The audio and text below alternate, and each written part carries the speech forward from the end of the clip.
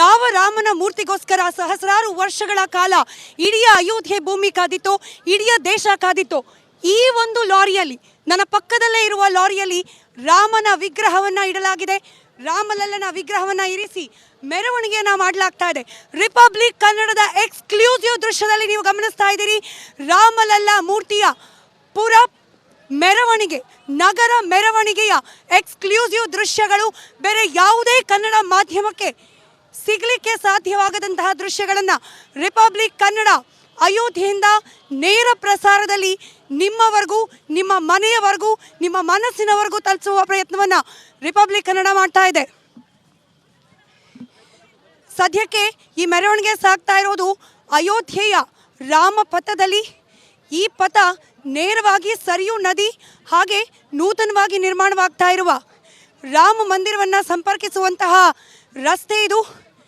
ಕೆಲವೇ ಕ್ಷಣಗಳ ಹಿಂದೆ ರಾಮ ಮಂದಿರದ ಆ ಒಂದು ಭವ್ಯ ಮಂಟಪದ ಒಳಗಡೆ ಗರ್ಭಗುಡಿ, ಆ ಗರ್ಭಗುಡಿಯಲ್ಲಿ ಇದೇ ರಾಮಲಲ್ಲನನ್ನು ಪ್ರತಿಷ್ಠಾಪನೆ ಮಾಡಲಿಕ್ಕೆ ಸಂಬಂಧಪಟ್ಟ ಪೂಜಾ ಕಾರ್ಯಗಳು ನೆರವೇರಿದೆ.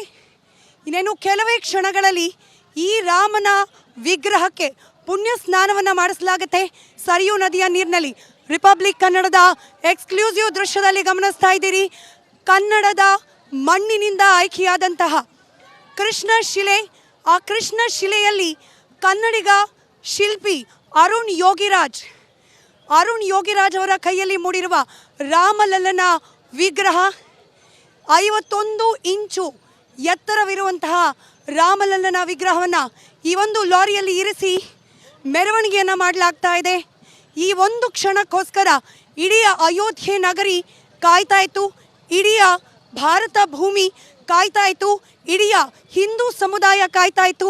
ಆ ಕ್ಷಣ, ಯಾವ ಕ್ಷಣದಲ್ಲಿ ರಾಮಲಲ್ಲನ ಪ್ರತಿಷ್ಠಾಪನೆ ಆಗುತ್ತೆ, ಯಾವ ಕ್ಷಣದಲ್ಲಿ ರಾಮಲಲ್ಲನಿಗೆ ಆತ ಹುಟ್ಟಿದ ನೆಲದಲ್ಲೇ ಪೂಜೆ ಪುನಸ್ಕಾರಗಳನ್ನು ನೆರವೇರಿಸಲಾಗತ್ತೆ, ಆ ಕ್ಷಣಕ್ಕೋಸ್ಕರ ಸಹಸ್ರಾರು ವರ್ಷಗಳಿಂದ, ಶತಮಾನಗಳಿಂದ ಕಾಯ್ತಾ ಇದ್ದ ಗಳಿಗೆ ಇನ್ನೇನು 4 ದಿನದಲ್ಲಿ ಬರಲಿದೆ. ಆ ದಿನಕ್ಕೋಸ್ಕರ ಕಾಯ್ತಾ ಇದ್ದ ಸಮಸ್ತ ಹಿಂದೂ ಸಮುದಾಯದ ಭಕ್ತರಿಗೆ ರಿಪಬ್ಲಿಕ್ ಕನ್ನಡ ತನ್ನ ಎಕ್ಸ್ಕ್ಲೂಸಿವ್ ದೃಶ್ಯಗಳ ಮೂಲಕ ಶ್ರೀ ರಾಮಲಲ್ಲನ ಮೆರವಣಿಗೆಯ ಈ ವಿಹಂಗಮ ದೃಶ್ಯವನ್ನು ತೋರಿಸುವ ಪ್ರಯತ್ನವನ್ನು ಮಾಡ್ತಾ ಇದೆ.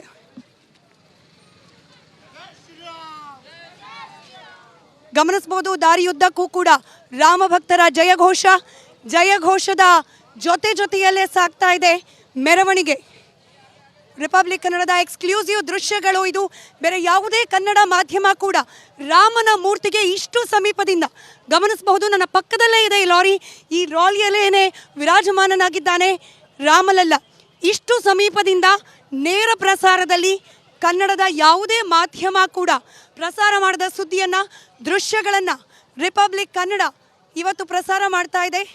ಕನ್ನಡಿಗರಿಗೋಸ್ಕರ ಅಯೋಧ್ಯೆಯಿಂದ ನೇರ ಪ್ರಸಾರದಲ್ಲಿ